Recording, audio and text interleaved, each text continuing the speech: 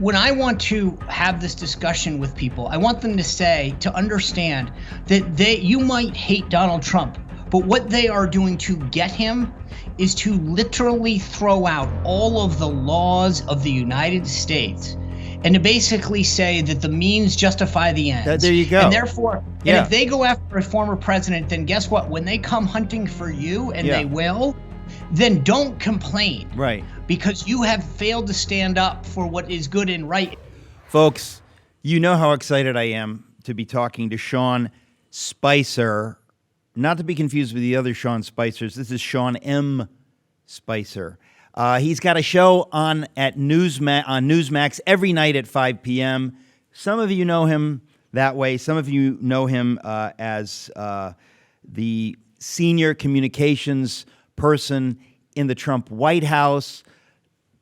I don't know how you know him, but I know you know him, and I'm thrilled to know him, and I'm thrilled to have him as my guest. Sean Spicer, welcome. Always a pleasure to be with you, Eric. Thank you. It's some people just make me happy. You just make me happy. I see your face. Now, we've got a lot to talk about here. You have a book out, a brand new book, a kid's book called The Parrots Go Bananas, and I believe the parrots, we're talking about the chattering classes, the mainstream media, the blogosphere, they go bananas because they know Trump is going to have another term. Is that what the children's book is about? Look, that's definitely the nut of it. It's about fake news is what it comes down to. It's the parrots basically are part of the folks that go after these two really good individuals, Asher and Bongo, who are just playing a game. They accuse them of cheating. It's for kids 4 to 12, so we don't get into the heavy stuff here. Okay, I got to be clear. Ladies and gentlemen, I was joking. Half joking, I know you know, but just in case anybody's going to get confused, I'm always half joking.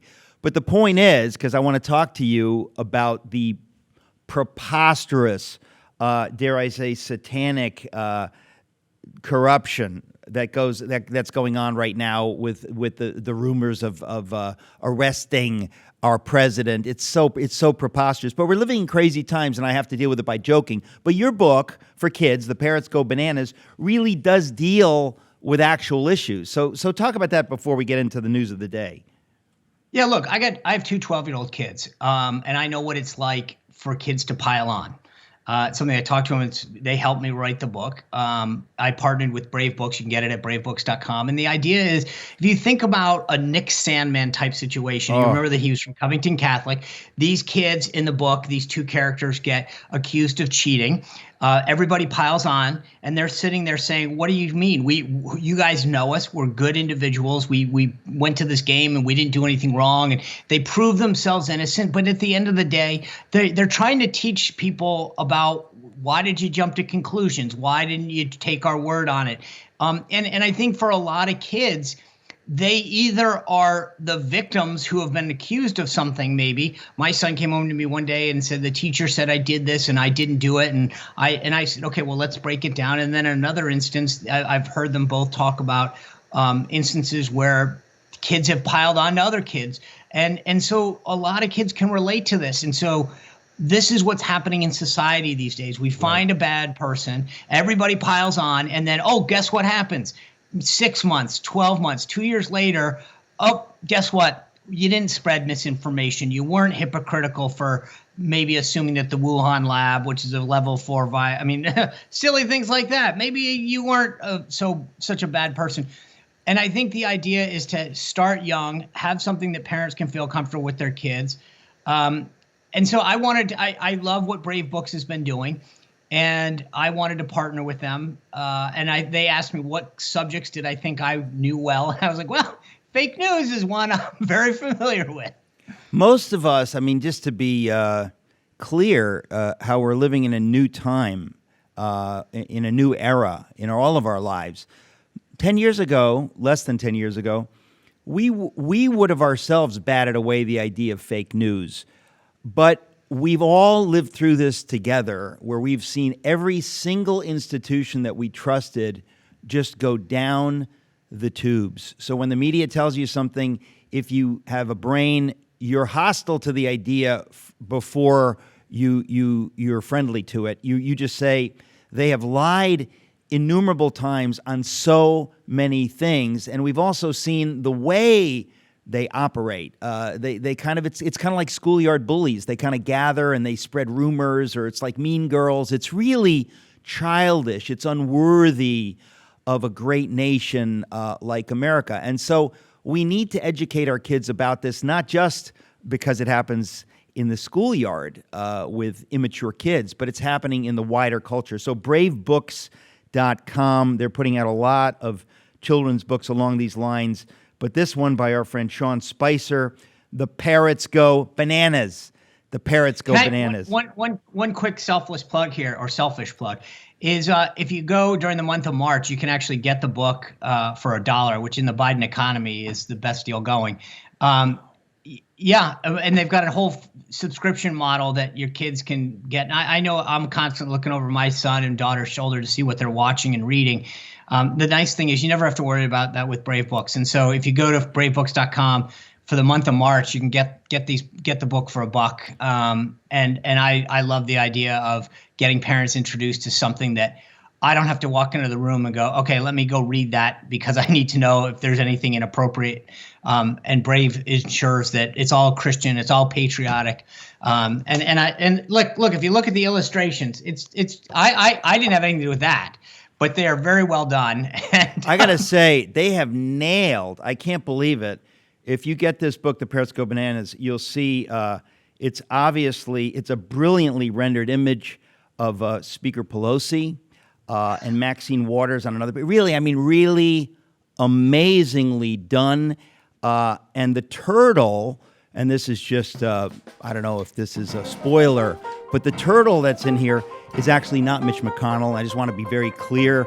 You got to know this in advance, otherwise you won't get the humor. We'll be right back talking to Sean Spicer. Folks, I'm talking to Sean Spicer. Spicy! He's such a nice guy, he lets me say that. But we're talking to him about his book, The Parrots Go Bananas, bravebooks.com.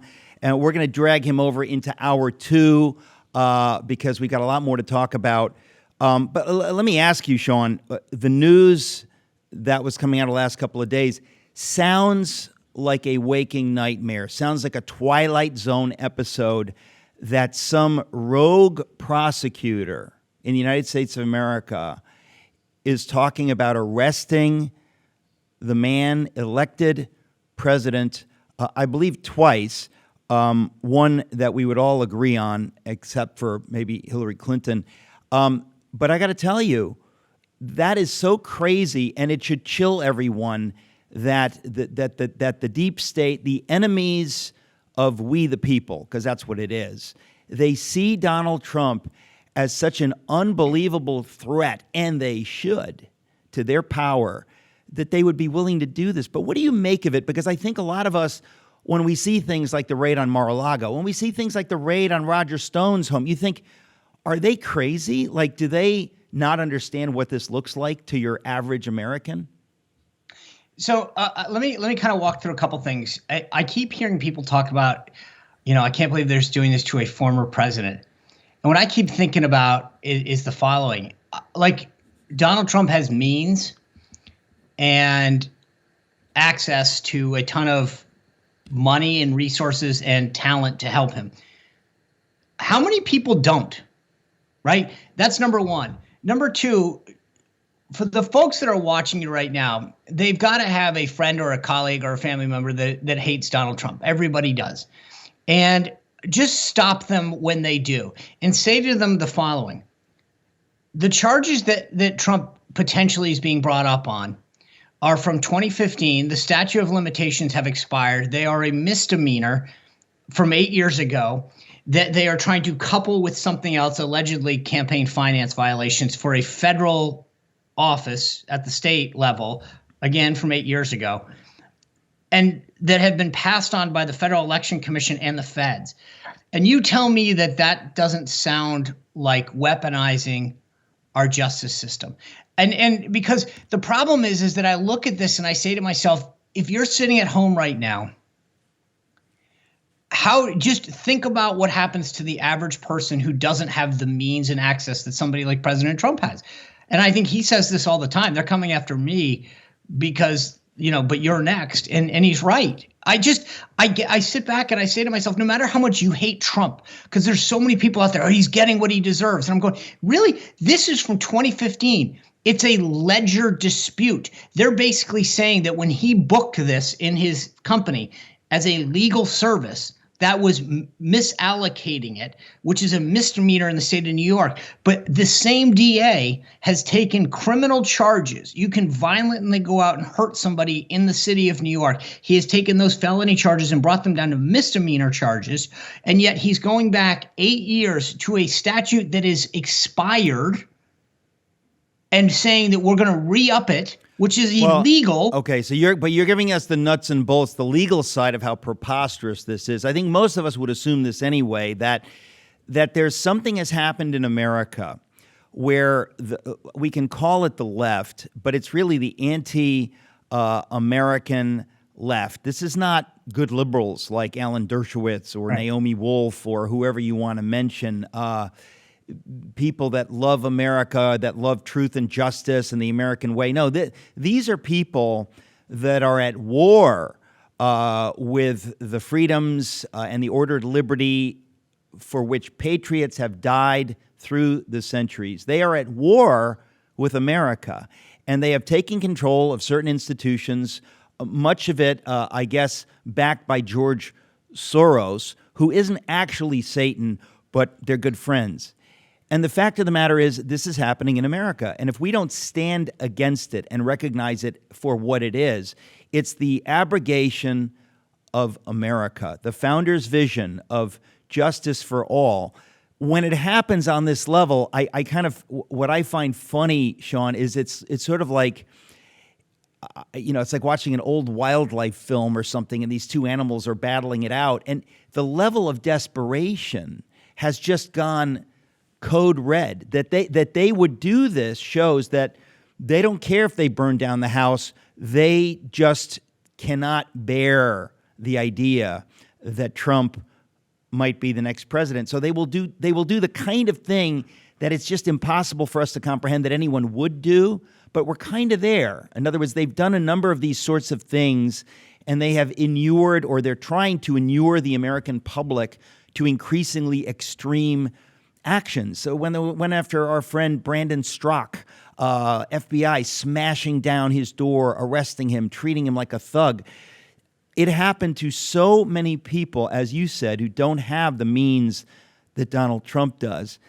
But Eric, I guess the reason that I enumerated the facts and the law as a non-lawyer is because what the left tries to do is when they tell their story and weave this narrative, they overlook those because they don't want you to know. So they want people to turn on the Today Show or Good Morning America and say, the bad guy, we got him. We finally got him.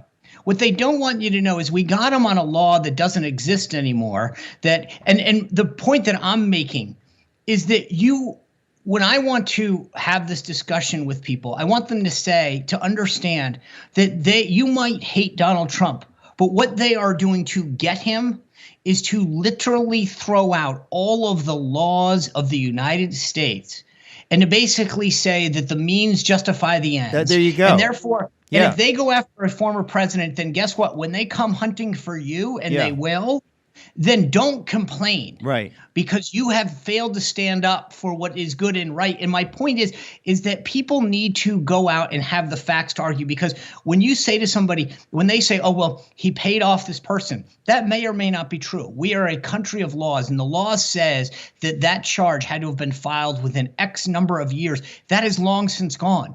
You can't go back and say, well, but this is where, Sean, this is the point, is that what you're saying, and this is the breakdown of America, is when people talk about, well, it's poetic justice. He got what's coming. Ladies and gentlemen, shame on you. Shame on you if you get to live in a country like this and your knowledge of our laws and our system is so sloppy that you don't understand that poetic justice is zero justice. This is a nation of laws. We're going to be back with Sean Spicer at the beginning of hour 2. Stick around. We'll be right back. So, Sean, you've been in the middle of all this, and you were in the middle of it when Trump was being treated so poorly. I mean, when someone, even if somebody's wrong, if the opponents treat them the way he's been treated, something inside me says that's not right. That they are lying about him. It's not anything goes. We're a country of laws. What is your sense of how this is going to go forward? I mean, today is Monday.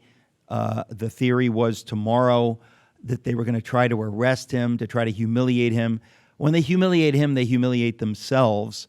But what is your sense of where things might go with it? So, as I think I mentioned a little while ago, I'm not a lawyer. I've talked to a lot of lawyers. And so I think it goes two ways. One, it'll probably happen later in the week. There's a guy meeting with the grand jury today. So even if they were to indict later today, the logistics of getting him from Florida to New York to do the fingerprinting and everything would probably take a little bit longer than people are anticipating. So let's call it end of the week. I think that from what I gather, look, John Edwards was tried on campaign finance violations. The FEC dismissed them. As I mentioned before, they haven't looked at the Steele dossier. If you really want to talk about a violation of bookkeeping and campaign violations, the Steele dossier is both of those wrapped into one. It is the antithesis of it. You're basically taking money from a campaign in the Democratic National Committee, putting it to a law firm to go after weaponizing it to go after a political campaign. That is the nut of what Alan Bragg, the DA, is going after. So if that's your real goal, I got a better exhibit for you there. I think that Trump walks away with this because it is impossible. You cannot charge a local DA cannot charge somebody with a federal crime that the feds have already walked away from. That being said, I think that as long as Trump doesn't overplay his hand, I think he becomes much stronger politically. And I think that you've seen everybody so far but DeSantis come out and support him, even the folks that are talking about running against him, coming out and saying this is unbelievable miscarriage of justice. This is the weaponization of our justice system. So I think Trump comes out much stronger. I do think that like I said, the danger, in my opinion, is that he has got to be careful how he encourages or doesn't his supporters to react, because the media will turn this into Trump creating January 6 2.0. And I'm not in any way, shape, or form accusing people of that. What I am saying is what will happen, then how the media will try to create a narrative. This is a trap. Ladies and gentlemen, let's be clear. This is a trap. This is a trap. Do not be foolish. Do not be taken in by it. And for those of you who know the God of the Bible, pray for this nation. Pray and see what the Lord your God will do for you this day. Don't take actions into your own hands at this time. There's a time to protest, but this is a trap, and we want to be very clear. Sean, so you don't know whether they will go through with this? In other words, this is being played out and you don't know how it's going to go? Or do you think that they will, in fact, do this within the week? Well, the DA has put out a memo to his folks sort of indicating or intimating that it is likely. I mean, just saying be prepared, we won't be intimidated. You generally wouldn't do that, in my opinion, if there was nothing that was going to happen. But I think that logistically, Trump said Tuesday, his own team is basically saying we don't have any indication that Tuesday would happen. As I said earlier, there is somebody that's testifying in front of the grand jury on Monday. Therefore, logistically, the grand jury would still have to vote. Then you would have to file the paperwork. Then you'd have to get him to come up to New York to go through the process. I have a hard time seeing how any of that can happen in what ostensibly would be a 12-hour period. So my guess is Wednesday, Thursday, something like that. But I guess, so then you think it could happen Wednesday or Thursday. They could arrest the president of the United States. Yeah. Now, let me ask you a question. Some people whom I follow on Twitter have said this is about making it impossible for Trump to raise enough money to mount a successful 2024 campaign. Would that be why somebody like Ron DeSantis, whom I love, would have been silent about this?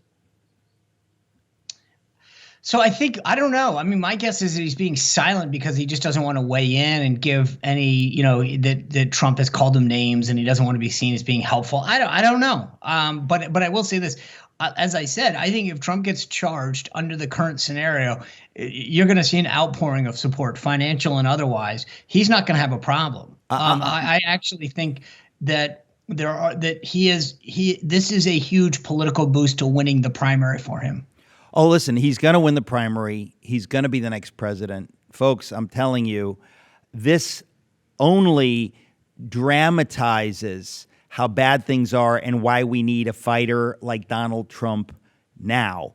The fact that you have rhinos who are coming out against this, CNN, which is, I can never remember if they're in league with the Communist Chinese or Satan or both. I get it confused, all right? I'm not a detail guy. But the bottom line is CNN has made it clear that this is legally preposterous. CNN, they don't do that unless, but it's interesting that they're willing to weigh in and Ron DeSantis was not. I think for his own political career, he should weigh in because I wish him well, but not in 2024. But it's very interesting, Sean, that we are living through this time together, try to process this together. I want to help my audience to process this together. Folks, when we come back, I'm talking to Chris Buzzkirk, our friend Chris Buzzkirk, about America. But Sean, I want to congratulate you on everything you've done. You've stood tall in the saddle for this country. You've taken a lot of hits. I want to congratulate you on the book. Folks, you can go to bravebooks.com. The title of the book is The Parrots Go Bananas. And I'm not going to tell you who's in the book, but the book is The Parrots Go Bananas by Sean Spicer, bravebooks.com. Sean, God bless you. Thank you very much. Always a pleasure. Thank you for having me, sir.